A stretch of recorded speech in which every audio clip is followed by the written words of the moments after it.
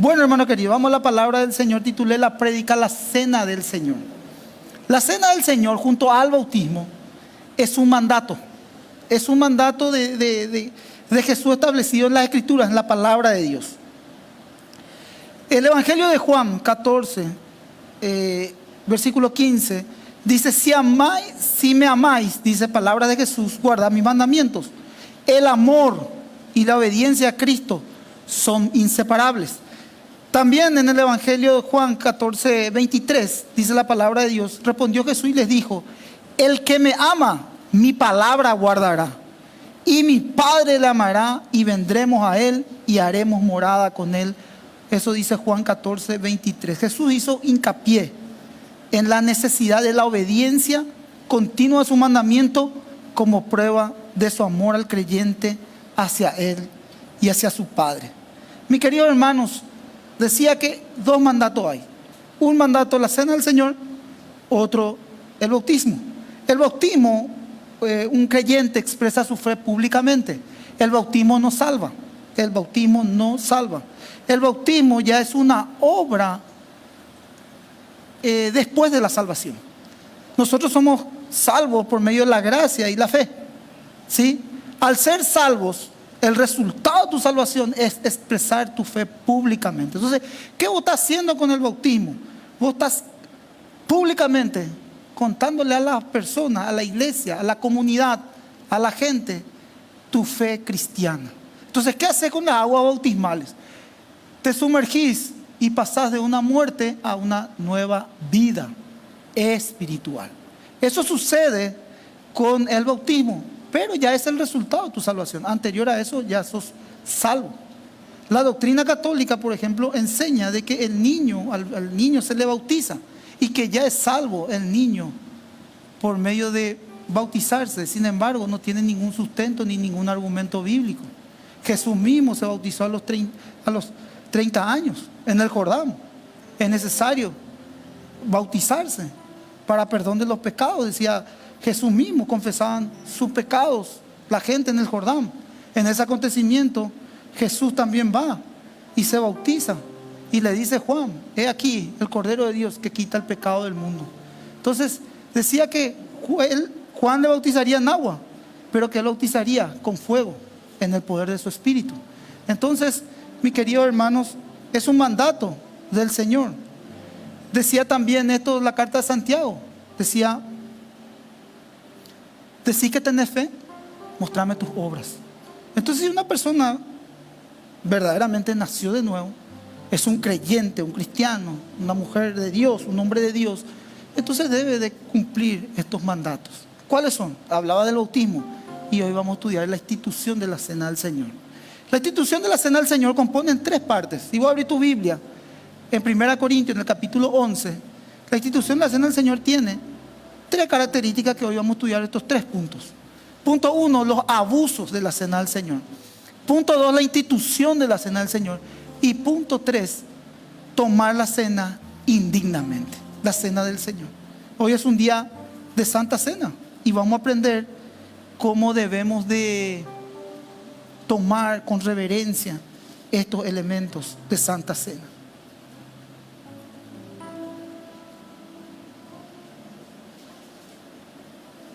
La identidad de la iglesia y la participación pura de la Santa Cena enseñó el apóstol Pablo a la iglesia de los Corintios. Vamos al capítulo 1 Corintios capítulo 11. Específicamente vamos a estudiar el punto 1, el abuso de la Cena del Señor. En el capítulo 11, 17 y 18, ¿estamos ahí? Dice la palabra de Dios: pero al anunciaros esto que sigue, no os alabo, porque no os congregáis para lo mejor, sino para lo peor. Pues en primer lugar, cuando os reunís como iglesia, oigo que hay entre vosotros divisiones, y en parte lo creo, dice el apóstol Pablo. Lo que pasa es que la iglesia primitiva tenía por costumbre reunirse a compartir el pan en memoria del Señor. Compartían las comidas comunitarias. También la iglesia primitiva tenían tres, diríamos, cosas en comunes que también hoy la iglesia cristiana evangélica lo lleva a la práctica. ¿Cuáles son? La oración, el hecho de reunirnos a orar, a estudiar la palabra de Dios, el hecho de compartir el pan, ¿sí? La coinonía, ¿sí? Y también la cena del Señor en memoria, en recordación de lo que Cristo hizo en la cruz del Calvario. Entonces, estas tres cuestiones también lo hacía la iglesia de Corintios. Pero ¿qué pasaba con la iglesia de Corintios? No eran medidos, abusaban, le metían comilonas, abusaban con las comidas. Ellos decían, nos juntamos la iglesia, y decía, por ejemplo, un hermano, bueno, yo traigo una milanesa, dale, yo traigo una sopa, dale, yo traigo el chipaguazú, perfecto, yo traigo un pollo. Pero no es que traían así medidamente para la mesa. Traían, diríamos, en glotonería, abusaban y comían hasta reventar. Y no solamente eso, que había entre ellos gente de escasos recursos, que se iban con hambre, que no tenían para su sustento. ¿Y qué pasaba? Aparte de comer todo y jugar con la comida, no le daban de comer a los necesitados. Y los necesitados, aquellos, llegaban para compartir con la iglesia primitiva, y había sectarismo, grupismo, división había en la iglesia. Y vos me decís, pastor, ¿y eran salvos? Eran salvos, eran carnales. Y lidiaban mucho con la mundanalidad, o sea, con el mundo. Aparte de eso, ¿qué hacían? Se embriagaban, se emborrachaban. Y todos los santos que tenían en comunión la iglesia primitiva, ellos convertían en perversidad. Esa era la iglesia donde el apóstol empieza a hablar sobre la cena del Señor. Y este es el contexto. Por eso que decía, aún se reúnen para lo peor. Y oigo, dice el apóstol, que hay entre ustedes divisiones. Y lo creo, dice el apóstol. Entonces venía a ver qué estaba pasando verdaderamente acá en la iglesia. No acá más que en Cebrero Barrio, porque esto es solamente históricamente lo que nosotros le estamos contando a ustedes, lo que acontecía en la iglesia de Corintios. Pero acá no. Yo cuando miraba decía, gracias Señor por esta congregación. Los hermanos son santos, puros, devotos a Dios. Entonces, amén. Gracias por los tres amén.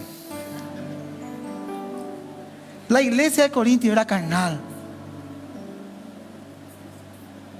Las comidas sagradas, ellos intercambiaban por un desenfreno de glotonerías, embriaguez, abusaban de todo tipo. Y Pablo, cuando decía, aún hay divisiones, ahí en tu Biblia puedes mirar en 1 Corintios 3, 1 al 3. ¿Por qué sucedía esto, pastor? Ellos habían escuchado el evangelio, era una iglesia. ¿Y por qué sucedía esto? Bueno, en el capítulo 3, 1 al 3 dice, de manera que yo, hermanos, no pude hablarle como espirituales, sino como carnales, como niños en Cristo. Odié de beber leche y no vianda, porque aún no erais capaces, ni sois capaces todavía, porque aún sois carnales. Pues habiendo entre vosotros celos, contiendas, divisiones, no sois carnales y andáis como hombres. Entonces, ¿qué estaba diciendo el apóstol? No podía hablarle espiritualmente. No podía decirle, mira mi hermano, lo que estás haciendo es un pecado. Tenés que arrepentirte.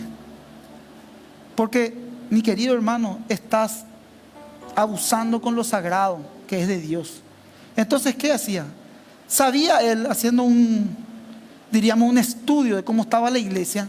Él le dice, no puedo hablarles como espirituales porque no van a comprender. Hay un bloqueo. Las mentes estaban embotadas. Entonces se daba cuenta el apóstol de que eran carnales, de que lidiaban todavía con cuestiones del mundo. ¿Tenían el Espíritu Santo? Tenían el Espíritu Santo. ¿Eran salvos? Eran salvos.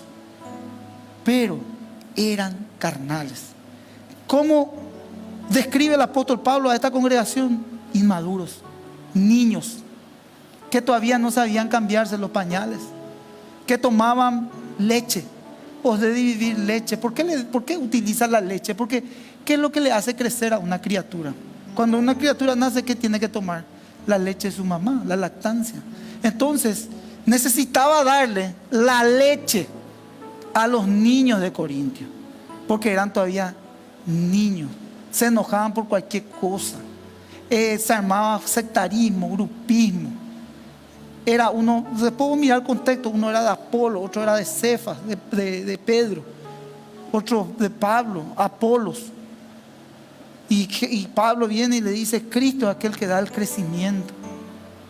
¿Por qué? Porque no, todavía ellos no se guiaban por la palabra de Dios, miraban demasiado al hombre.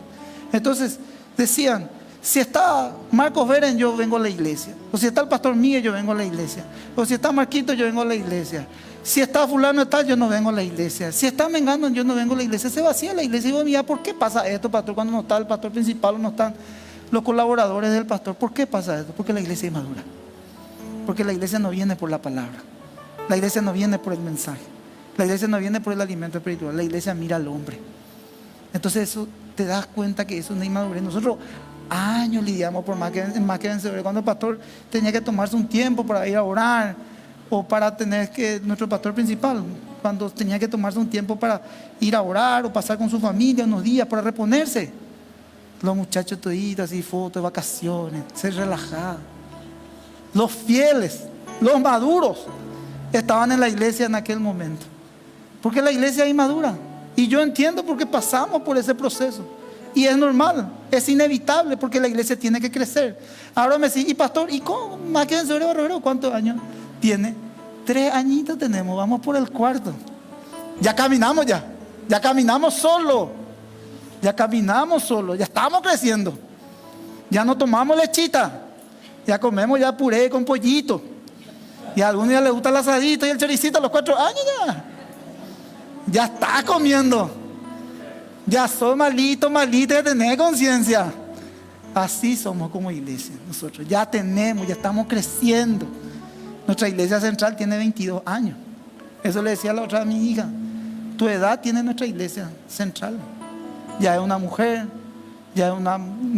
pasa a ser mayor de edad, ya tiene su propia responsabilidad, ya tiene toda una estructura. Y así vamos caminando. El proceso es inevitable. Las obras de Dios y las iglesias tienen que pasar por estas cuestiones muchas veces. Hay ciertos enojos, lo hay, es normal. Hay cuestiones que de repente aprendemos a manejar de acuerdo a la experiencia. Pasa, es normal, es natural. Esto a mí me alienta muchísimo, la iglesia de los Corintios. Y ayer me tomé una tarde y miraba de cómo es la iglesia cuando empieza a crecer inmaduramente. Pero bueno, le damos gracias a Dios porque ya tenemos 3 añitos y vamos por los 4 años y estamos creciendo. Ya salimos de la leche, ya nos estamos alimentando físicamente, el arrocito, las verduritas, y estamos fuertes en el nombre del Señor. Lo que pasa es que la inmadurez producía celos, contiendas, disensiones y divisiones, sectarismo, grupismo y la alianza peligrosa en la iglesia. Esto sucedía porque había enojos entre los hermanos. Entonces, ¿qué pasaba? Un hermano inmaduro se empezaba a abrir con otra hermana inmadura o hermano inmaduro, viceversa. Entonces le decía todo lo que le molestaba entre inmaduros. ¿Y qué pasaba? Se creaba divisiones. Entonces había grupos, el inmaduro o la inmadura le contaba todas sus quejas, lanzaba toda su mala onda, su insatisfacción y lo que no le gustaba. La otra persona, inmadura también, recibía, no tenía la capacidad de orientarlo, de guiarle. Cierto, luego, fulano, mengano, sultano, ¿qué creaban eso? Grupismo. ¿Qué creaba? Sectarismo. ¿Y qué pasaba? Se enojaban. Y entonces eso hacía que se haya disensiones, que hayan divisiones. Eso ocurría por la inmadurez. No iba al apóstol y le decía: mira, apóstol, escuché esto, ¿cómo hago esto? Me carga esto, me carga aquello. ¿Por qué? Porque una persona inmadura no va a poder saber administrar las informaciones. Por eso que hay un proceso, y el proceso es inevitable. Hay veces que alguien te cuenta algo que pudo haber sucedido, y una persona que escucha generalmente de situaciones ya está acostumbrado. Entonces toma con calma, te dice: bueno, vas a tener que ayunar, orar, entregarle a Dios, afinarte en una disciplina. Es una decisión que tenés que tomar, no es fácil, es un periodo de de desierto, a lo mejor está siendo probado, y la empezás a dar de acuerdo a tu experiencia. Porque tenés una cierta experiencia, un cierto rodaje, un caminar en el cristianismo, por decirlo así. Pero hay inmaduros que de repente reciben esa información y al recibir no saben qué hacer. Se desesperan. Y ese es un error. ¿Por qué? Porque si no sabes administrar la información, créeme que te quiero dar una recomendación para evitar todo esto que estaba pasando Corintios. Esto nomás, andan a hablar con tu pastor o con su esposa o con una persona madura en la fe para que te pueda guiar. ¿Sabes por qué? Porque puede tomar una mala decisión. Vos solamente te llenaste de una información, no sabes si esto es así, esto se debe de probar, tenés que conocerle, todos estamos en formación. Entonces te aconsejo que hagas esto. Y si por ahí ya te va a forzar, no escuches. Hay cuestiones que yo en mi vida cristiana, les digo delante de Dios, me propuse a no escuchar. Me propuse a no escuchar. Por ejemplo, cuando alguien me va a hablar mal de un hermano. No, es que cuando yo fui pastor yo tomé esa determinación. No, yo no quiero escuchar. Yo prefiero yo tener un concepto de la persona, no que a mí me hablen mal. ¿Por qué? Porque yo sabía ya desde mi inicio, de mi crecimiento, de que me iba a contaminar y yo ya iba a tener un perjuicio, y a lo mejor era una buenísima persona, pero al contarme yo ya iba a tener un perjuicio. Y esto es humano, sutil, carnal, y también ahí mete su cola Satanás. Créanme, mi querido, y hace todo un trabajito. Por eso después, cuando hay sanidad, cuando hay perdón, cuando hay restauración, cuando de repente sucedió algo, alguna diferencia entre los hermanos, y vos hablas con esa persona y le contás y le mirás los ojos y le decís: mira, pudo haber fallado, tuve un falso concepto de esto, aquello, te envía a la otra persona, sí, cierto, disculpame, yo también, y se abrazan, algo se rompe, hay una sanidad. Pero ¿para qué tener que pasar por ese proceso si podés evitarlo? Si podés evitarlo. Entonces, yo prefiero que cuando alguien me va a hablar mal de alguien, yo ya cierro mío. No, por favor, no, oraremos. Vamos a orar juntos y ya está, tranquilo. Se quiere congregar, Maxi, dame. Escucha la voz de su pastor y le sigue. Conoce la palabra, mi oveja oye mi voz y le sigue. Bueno, está bien, estamos todos en familia. Bueno, entonces, mis queridos, vamos avanzando en los abusos. 1 Corintios 11, 17, 18. ¿Verdad que está interesante, gente? Interesante. Porque es preciso que entre vosotros haya disensiones. O sea, es preciso que entre vosotros haya disensiones. O sea, esto tenía que pasar, como yo les decía. Es inevitable. Para que hagan manifiesto entre vosotros que son aprobados. Cuando pues os reunís vosotros, esto no es para comer la cena del Señor, porque al comer cada uno se adelanta a tomar su propia cena. Uno tiene hambre y otro se embriaga. No pasaban la prueba, la iglesia de Corintios no pasaba la prueba de la autenticidad, de la pureza espiritual, y lo hacían ligeramente, no para el Señor, sino para satisfacer su carne. O sea, se reunían para pecar. ¿Por qué dice que era preciso de que haya disensiones? Para que se haga manifiesto entre vosotros que son aprobados. Si no hay esto, la iglesia no va a poder pasar a otro nivel. Entonces tiene que pasar hay muchas situaciones que son irreversibles. Y tiene que pasar para que la iglesia madure. Es lo mismo. ¿Cuántos de nosotros, los que ya somos mayores de edad, pasamos la crisis de los 18? Primero está la parte de ser niño y los preadolescentes. Cambia todas las hormonas, ¿sí o no? Hay crisis en el ser humano. Después hay otra crisis, después de los 18. Algunos le agarran los 18, otros los 20, otros los 22. Todos pasamos por esa crisis también, ¿verdad? ¿Sí o no? Son crisis porque son cambios. Y cuando somos mayores de edad, empezamos a entender de las responsabilidades. Y las responsabilidades, sí o sí, son presiones que debemos de administrar, saber administrarlas. Y no queremos saber administrarlo porque estamos en una cierta comodidad antes de ser responsables de nuestros propios actos y nuestros hechos. Y cuando pasamos a ser mayores de edad, tenemos responsabilidades. Todos los hombres y las mujeres, todos tenemos que pasar por esto, ¿verdad? ¿Sí o no? La iglesia, dándote ese ejemplo, también en ese proceso tiene que pasar por situaciones difíciles, por tiempo de prueba, por disensiones, por enojos, por contiendas, por filtros y todo. Pero al fin y al cabo uno toma como que es personal, y no es personal. No es personal. Son procesos que la iglesia pasa normal y naturalmente. No es personal. No es personal. Acá cuando yo hago esta reflexión, lo hablo colectivamente. Colectivamente. En general. Por eso decía que no es personal, sino es en general. 1 Corintios 11:22 dice entonces: Pues que no tenéis casa en que comáis y bebáis, o menospreciáis la iglesia de Dios, avergonzáis a los que no tienen nada. ¿Qué os diré? Os alabaré, en esto no alabo. ¿Sabe qué le dijo Pablo a la iglesia?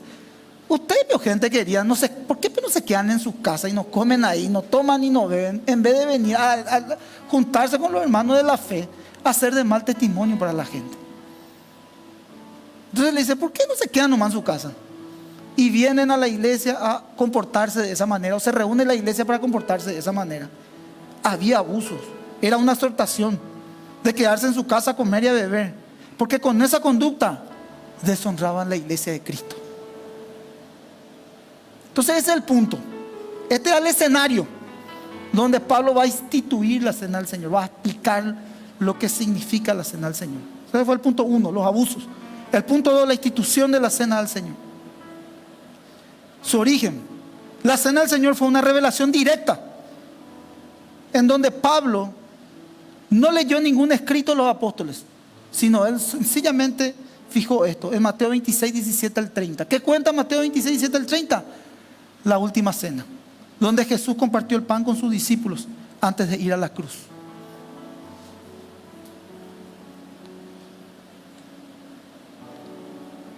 En esta cena enseñó que el pan quebrado representa su cuerpo, que estaba para ser herido por los pecados, y su sangre, que sería derramada y pagaría el precio del pecado para salvar a los pecadores y rescatar de la esclavitud de este mundo. Entonces, ahí leemos la institución de la cena del Señor en 1 Corintios 11, 23 al 26. Dice la palabra de Dios: porque yo recibí del Señor lo que también os he enseñado, que el Señor Jesús, la noche que fue entregado, tomó el pan, y habiendo dado gracias, partió y lo dijo: tomad y comed, esto es mi cuerpo, que por vosotros es partido, haced esto en memoria de mí. Asimismo tomó también la copa, después de haber cenado, diciendo: esta es la copa, es el nuevo pacto en mi sangre. Haced esto todas las veces que bebiereis en memoria de mí. Así pues, todas las veces que comiereis este pan y bebiereis de esta copa, la muerte del Señor os anunciáis hasta que Él venga. En el antiguo pacto, la práctica era reiteradas veces ofrecía sangre de animales por los hombres para el perdón de los pecados, para la remisión de los pecados. Esto es muy interesante porque tiene un paralelismo y una concordancia con Hebreos 9, 24 y 25. Esto no lo buscan, yo solamente pueden anotarlo y yo solamente te voy a citar. Porque no entró Cristo en el santuario hecho de mano y figura verdadera, sino en el cielo mismo, para presentarse ahora por nosotros ante Dios, y no para ofrecerse muchas veces, como antes era el sumo sacerdote en el lugar santísimo, como cada año, con su sangre ajena lo hacía. Lo que pasa es que el sacerdote ofrecía al Señor un animal, la sangre de un animal, y entraba en el tabernáculo donde había varias cortinas, o por decirlo así, partes, para ofrecerle ese animal para la remisión, el perdón de los pecados del pueblo. El sacerdote se ponía una piola, le ponían una piola y él iba entrando hasta ese lugar santísimo. Al llegar a ese lugar santísimo ofrecía la sangre de ese cordero. Si el sacerdote estaba en gracia, los pecados del pueblo eran perdonados por un año. Si el sacerdote no estaba en gracia, estaba en pecado, caía muerto al instante. Y los tiraban con piola y había preocupación en el pueblo. El pueblo quedaba atónito porque no eran perdonados sus pecados. Eso se hacía una vez al año, en el periodo de la Pascua. Ahora, con Cristo, su sacrificio fue una vez y para siempre. Ya no se necesitaba hacer eso. para el perdón de los pecados. Él fue aquel cordero que derramó su sangre en remisión de nuestros pecados una vez y para siempre. Eso dice Hebreos capítulo 9, 28. Cristo fue ofrecido una sola vez para llevar los pecados de muchos y aparecerá por segunda vez sin relación con el pecado para salvar a los que le esperan, a nosotros, a su iglesia. Ahora, hay una doctrina de la transustanciación que enseña la Iglesia Católica que no es bíblica, carece de completo argumento y sostén bíblico. Los católicos creen que el pan y el vino en la comunión, en la Eucaristía, se transforman en el cuerpo y la sangre del Señor Jesucristo. O sea, ellos creen que el cuerpo literal de Jesús está ahí y que el vino, el jugo de uvas, es su sangre, y que a medida que el sacerdote bendice esos elementos, se impregna el mismo cuerpo y la misma sangre de Jesús. No, busqué muchísimo en mi Biblia, no la encontré, en serio. Enseñan que en el pan y el vino ya no son pan y vino, a pesar de que parezca pan y vino. Más bien ambos son ahora 100% el cuerpo y la sangre de Jesucristo mismo. Ese cambio definido específicamente por el catolicismo como un cambio de sustancia, es decir, la transustanciación. Como decía, que no tiene ningún sustento bíblico, carece de todo argumento y respaldo bíblico, y algunos que quieren apoyarse en la Biblia la malinterpretan y enseñan equivocadamente. Y vos me decís, ¿cómo me explicás entonces esto, pastor? Tranquilo, busqué la manera más práctica de poder enseñarte para que podamos saber de la Eucaristía y tener también bíblicamente el conocimiento de la cena del Señor. Ninguna razón hay para tomar a Cristo literalmente cuando instituye la Eucaristía con las palabras. Cuando Él se está refiriendo a que esto es mi cuerpo y esta es mi sangre, eso dice en Mateo 26, en la cena del Señor, en la última cena, utiliza a menudo metáforas, ¿sí? Por ejemplo, una metáfora que utiliza es, por ejemplo, al fin de comunicar un punto. Por ejemplo, dice: yo soy la puerta, yo soy la vid. Entonces Jesús está diciendo, nosotros sabemos, Jesús no es una puerta, tampoco no es una fruta. Se utiliza metafóricamente. Y cuando Él decía, esto es mi cuerpo, ¿por qué decía que era su cuerpo? Que es partido. Porque era sencillamente esto, acordarte del sacrificio que hizo en la cruz, en memoria de mí. Entonces, al utilizar estas metáforas, también metafóricamente habla que ese es su cuerpo, no literalmente. ¿Me explico? Cuando vemos el pan. Cuando vemos el pan de la cena del Señor, nosotros tratamos de pasar los elementos. Nosotros vemos el jugo de uvas y vemos el pan. ¿Qué es un pan? Un pan es un pan sin levadura. ¿Y por qué comemos? Simbólicamente. Yo digo eso, bendecimos simbólicamente lo que simboliza y lo que nos hace en memoria recordar el sacrificio que Cristo hizo en la cruz por cada uno de nosotros. No es Cristo en la puerta, este no es Jesús. ¿Me explico?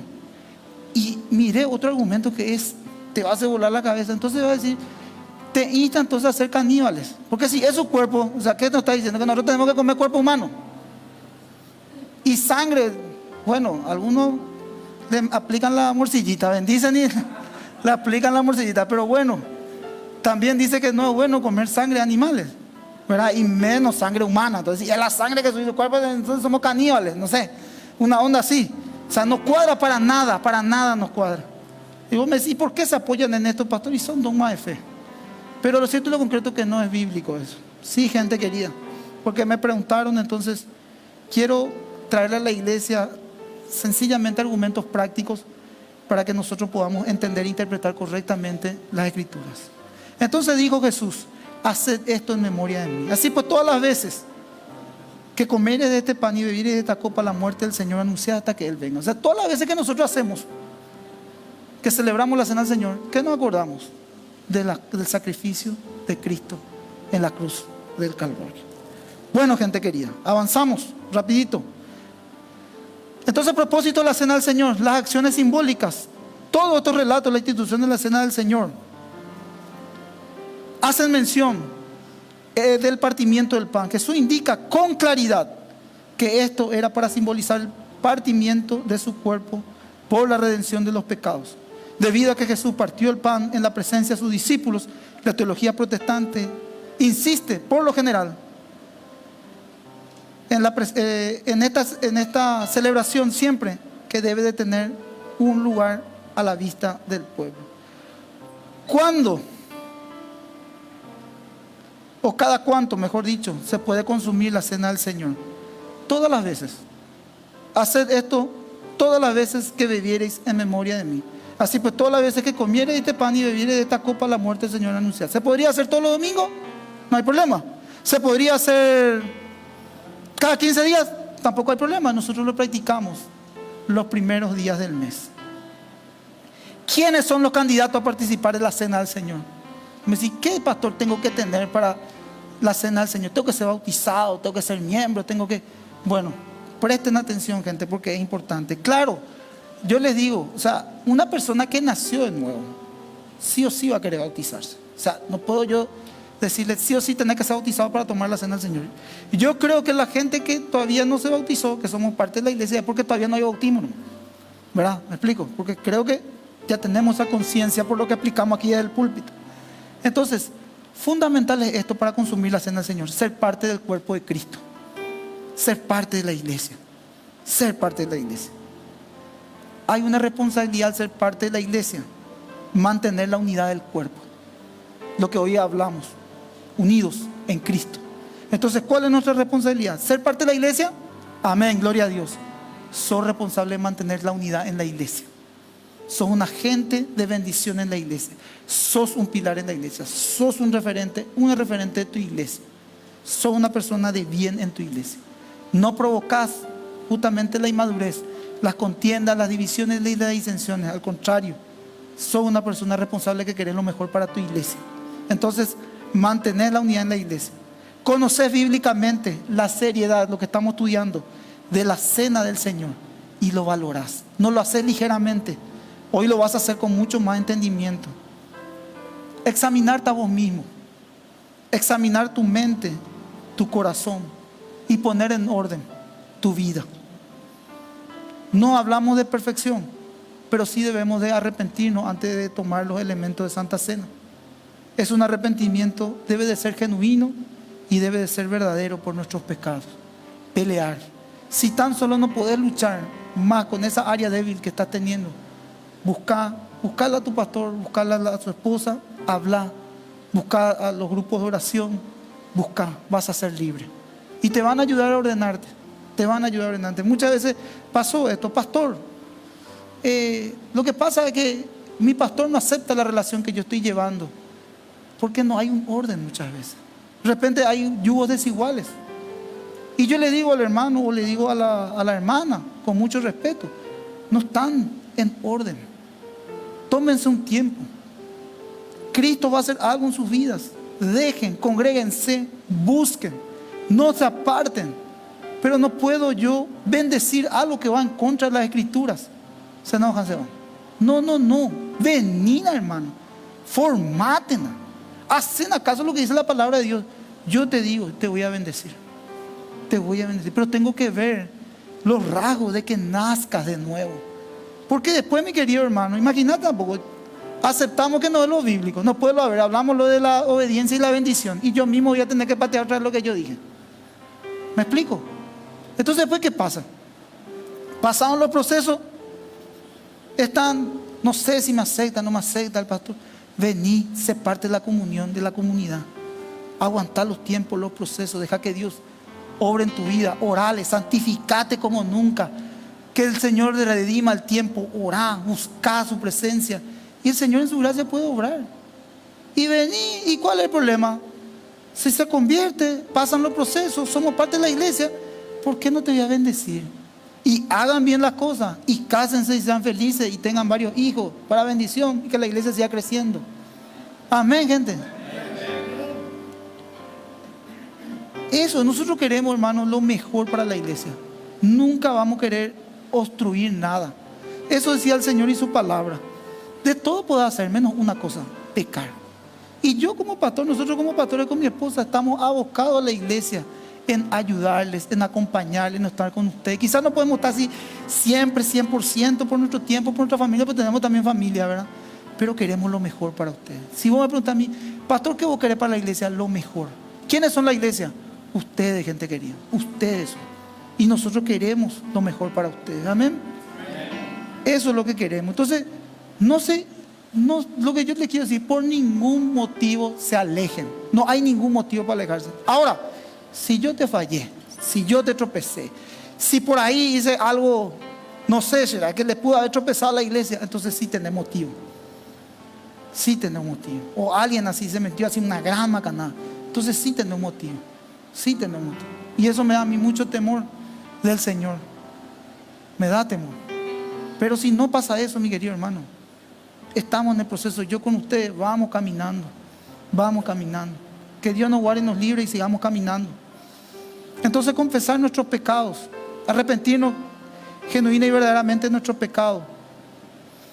Confesar es bueno. Esto que yo le estoy diciendo, hay que confesar los pecados antes de consumir los elementos de Santa Cena. Y mi querido, esto es básico.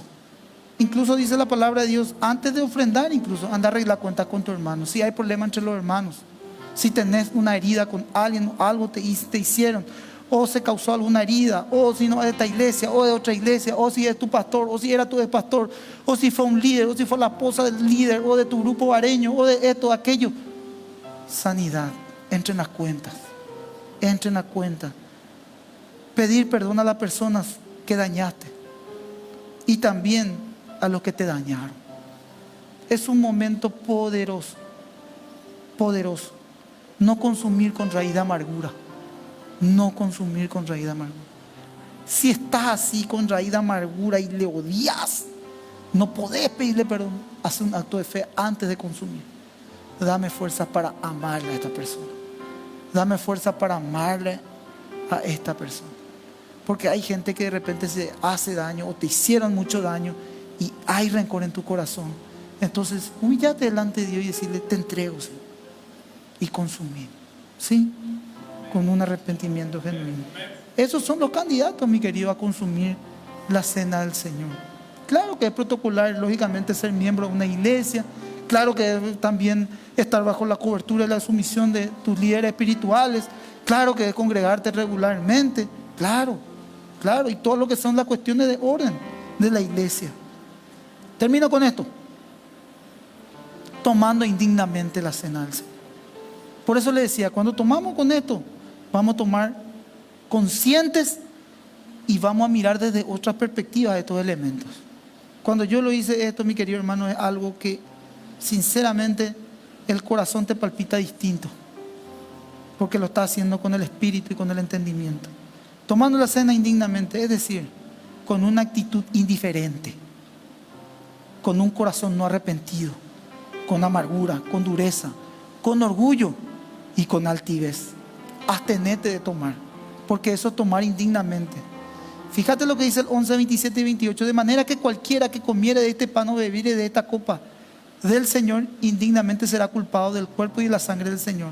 Por tanto, pruébese a cada uno a sí mismo y coma así del pan y beba de la copa. Venir a la mesa del Señor en pecado no solo deshonra la ceremonia, sino también el cuerpo y la sangre de Cristo, el sacrificio. Por eso es que debemos de arrepentirnos antes de consumir para ser liberados de toda esta culpa. Fíjate lo que dice el 1 Corintios 11, 29 al 32. Porque el que come y bebe indignamente, sin discernir el cuerpo del Señor, juicio come y bebe para sí. Por lo cual hay muchos enfermos y debilitados entre vosotros, y muchos duermen. Si pues nos examinásemos a nosotros mismos, no seríamos juzgados. Más bien, siendo juzgados, somos castigados por el Señor para que no seamos condenados con el mundo. Acá lo que está diciendo el apóstol es: el que toma la cena del Señor sin discernir. Está diciendo Pablo que al momento solemne y santo de la comunión entre Cristo y su iglesia, el juicio va a poner un juicio. ¿Por qué va a poner el Señor un juicio? Para que podamos escarmentar. Por eso es importante examinarnos, tener un corazón predispuesto para reconocer nuestras faltas delante de Dios y reconocer que fallamos. Tan seria es la cena del Señor que aquellos que toman indignamente y livianamente hasta pueden enfermarse, debilitarse y hasta morir. Yo me decía, hasta morir, pastor, tomando indignamente, burlándote de esta ceremonia tan solemne de la cena. Sí. ¿Y saben qué dice? Busquen, porque ya estoy terminando. En 1 Juan 5, 16. Primera de Juan 5:16. Voy a enseñar este versículo.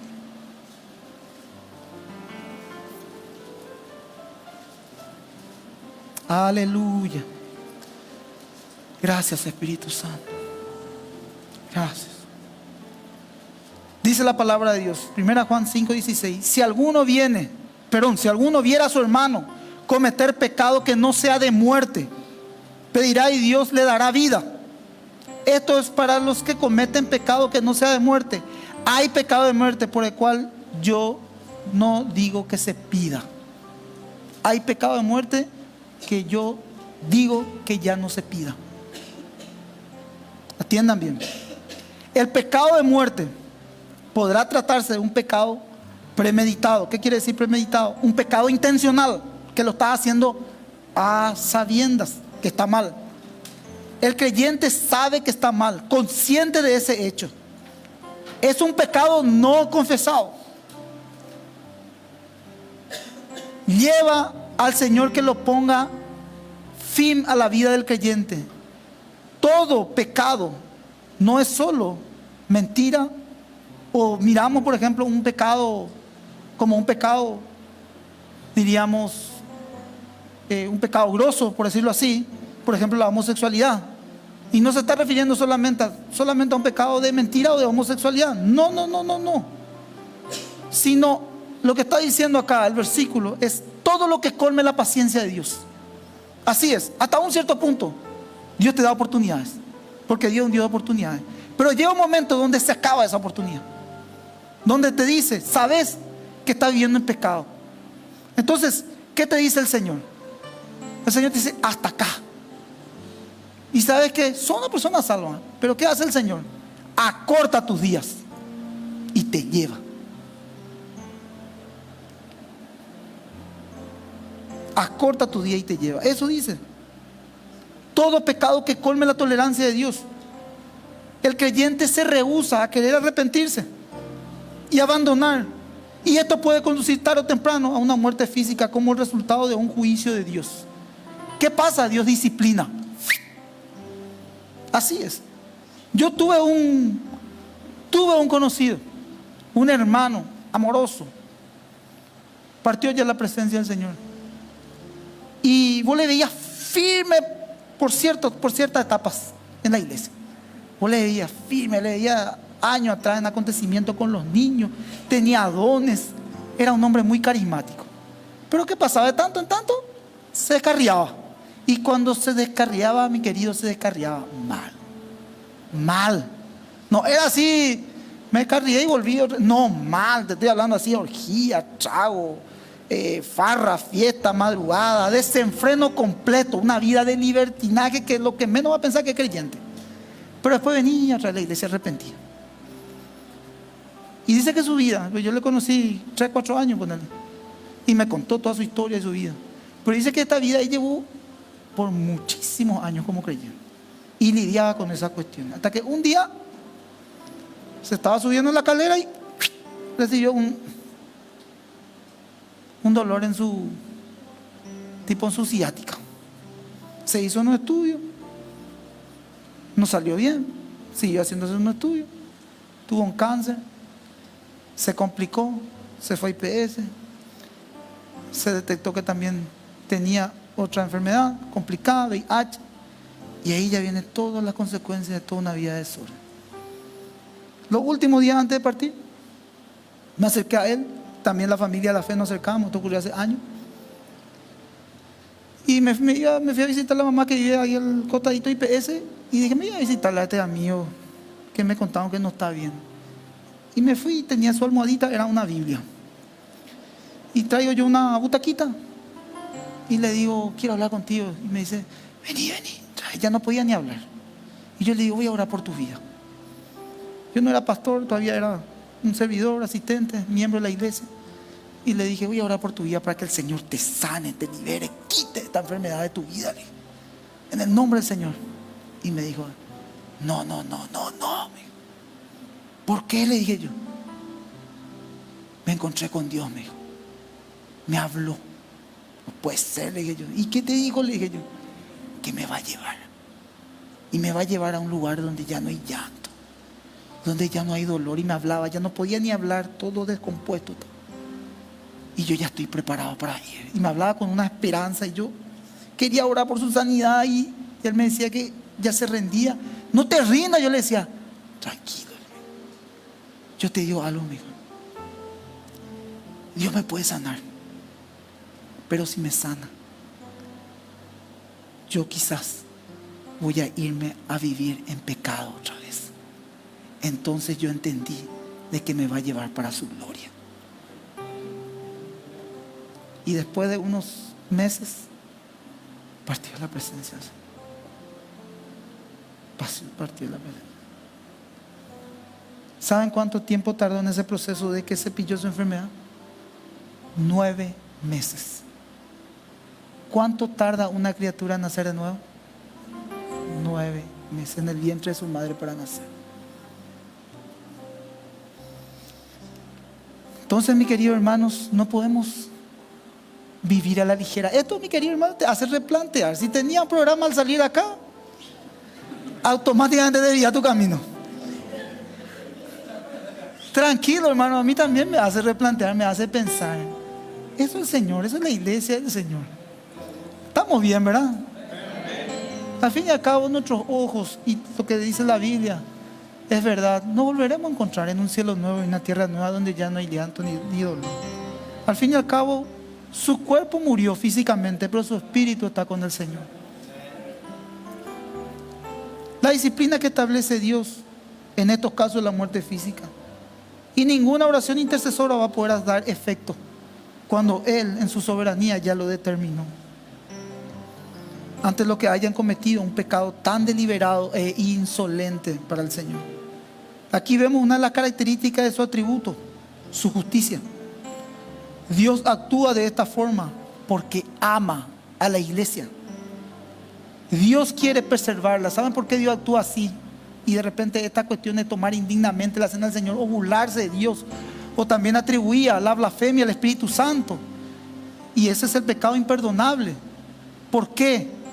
Porque Dios quiere preservar a su iglesia en pureza. Porque es Cristo el novio quien viene a buscar a la iglesia. ¿Cómo viene a buscar a la iglesia? Sin mancha y sin arruga. Por eso que decía colectivamente. Conclusión. Termina de enseñar Pablo de tomar indignamente la cena del Señor. Dice, así que hermanos míos, cuando nos reunía a comer, esperados unos a otros. Si alguno tuviere hambre, coma en su casa, para que no reunáis para juicio. Las demás cosas las pondré en orden cuando yo me fuere. Esto fue una carta que envió el apóstol. ¿Qué le dijo a los hermanos? No se junten como iglesia a pecar. No se junten a pecar. Y esto, mi querido hermano, podemos tomar en todo contexto. No solamente en la comilona, no solamente en la embriaguez, no solamente en estos desórdenes, sino también en murmurar, en chismentar, en hablar del hermano, en hablar de la hermana. No se junten la iglesia a pecar. Y el apóstol le enviaba la carta y le decía, me voy a ir a ordenar la casa, decía el apóstol. Entonces, hace esto, mi querido hermano. Entra a cuentas con Dios antes de consumir la cena del Señor. Me dice, pero pastor, yo me siento muy identificado con esto. En algún momento yo también. Y cuando yo entendí la reverencia de todo lo que implica la cena del Señor, me arrepentí profundamente. Y decía esto, voy a obedecer la palabra de Dios, arrepentirme de mi pecado y tomar dignamente las veces que celebremos la cena del Señor. Nosotros los creyentes, vamos a animar a la iglesia. Ya terminamos. Somos liberados de ir al infierno, de la ira de Dios, por una intervención divina, porque Dios nos ama, porque puso la salvación en nuestros corazones. Lo que hace el Señor con esta lección, o lo que hace el Señor con esta prédica, con esta reflexión, es sencillamente esto, que escarmentemos, para que los que están desviados vuelvan al camino, o para aquellos que nos tienen un corazón alineado al de Dios, se pueda alinear por medio de su palabra. Lo que el Señor quiere hacer con su pueblo y con su iglesia es conducirlo en una rectitud. Debemos ser sinceros con Dios.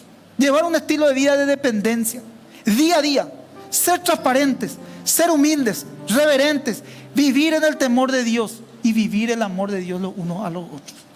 Amén, hermanos. Bueno, bajo este concepto y este estudio, queremos bendecir los elementos de Santa Cena, si podemos traer.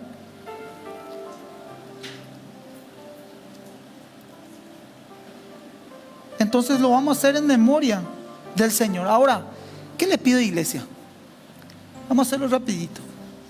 Vamos a arrepentirnos, ¿sí? Vamos a entrar cuenta con Dios. Yo también con ustedes. Vamos a arrodillarnos mientras se preparan los elementos de la cena del Señor y pasa el grupo de la alabanza. Entonces, gracias, mi vida. Adelante. Vamos a entrar a cuentas con Dios. Pedirle perdón por tus pecados. Sabemos que no somos perfectos todos. Yo también como pastor necesito entrar a cuentas con Dios. También tuve una semana difícil. También lidio, como vos, con cuestiones de carácter. Este es un momento entre vos y Dios. Habla con Dios, habla con su Espíritu. Él te va a empezar a guiar. Y recibí el perdón en tu corazón. Vos mismo vas a sentir esa paz que sobrepasa todo entendimiento al ser perdonado. En el monte Calvario estaba una cruz, emblema de afrenta y dolor. Mas yo amo esa cruz donde murió mi Jesús por salvar al más vil pecador. Oh, yo siempre amaré esa cruz. En sus triunfos mi gloria será. Y algún día en vez de una cruz mi corona Jesús me dará.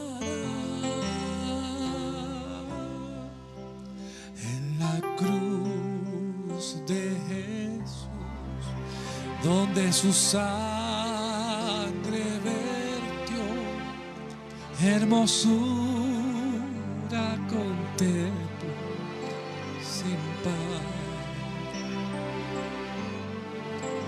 Pues en ella llevó el Cordero de Dios de mi alma la condenación.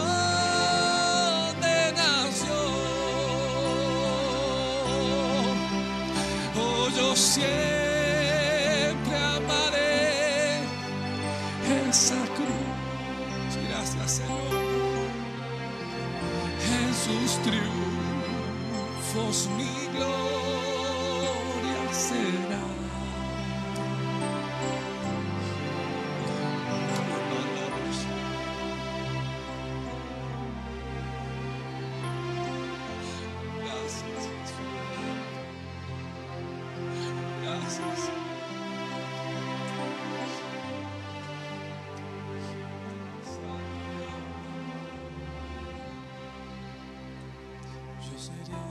Aleluya, aleluya.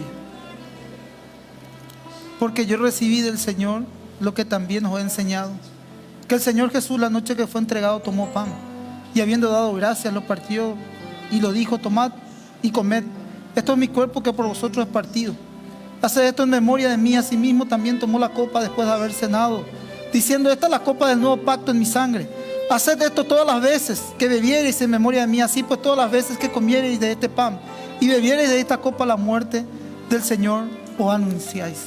Señor, como ministro apartado del Señor, bendigo, Señor, el pan, símbolo de tu cuerpo, y el jugo de uvas, símbolo de tu sangre. Que al consumir, Señor, estos elementos de Santa Cena, produzca en nuestro cuerpo fortaleza espiritual, paz, crecimiento y una pasión como nunca antes por tu palabra, Señor. Te doy gracias, bendigo los elementos de Santa Cena, en el nombre poderoso de Jesús. Amén y amén. Pueden pasar, mis queridos hermanos, a consumir los elementos con reverencia y compartimos el pan.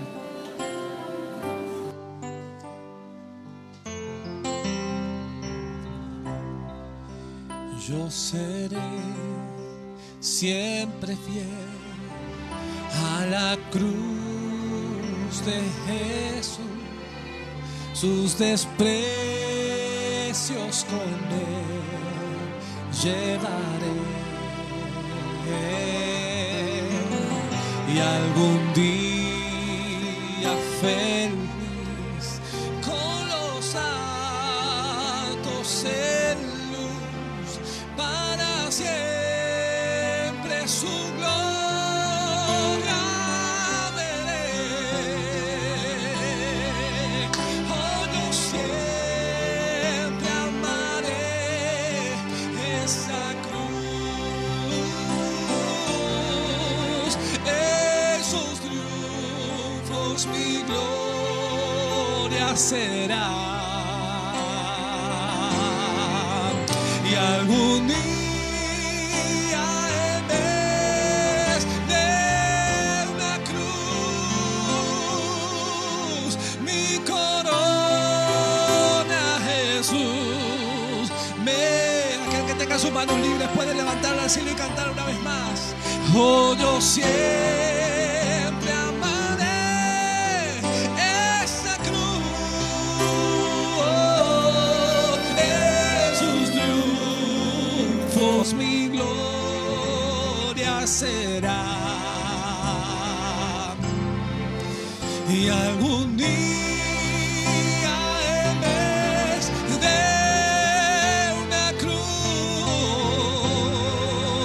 mi corona, Jesús, me dará. Oh, yo siempre amaré esa cruz, sus triunfos, mi gloria será. Y algún día en vez de una cruz, mi corona, Jesús, me dará. Aleluya, aleluya. Dana está por acá. Dana, vamos a cantarle que los cumpla. Dana, antes de cerrar, pasá, pues, Dana, antes de bendecir al pueblo.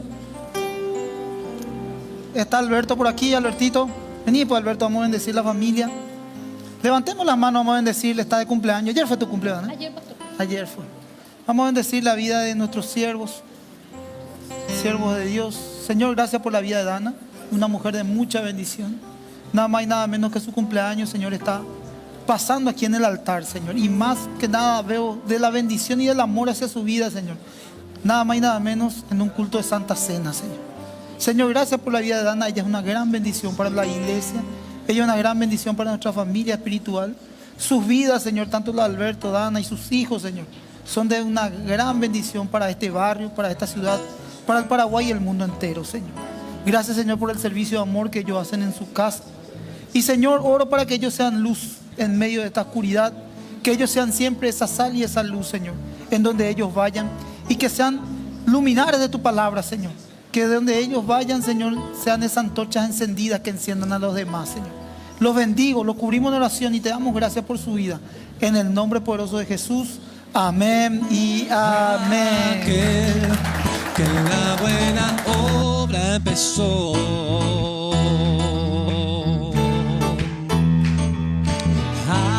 aquel que la buena obra empezó, será fiel en completarla. Él es fiel en completarla.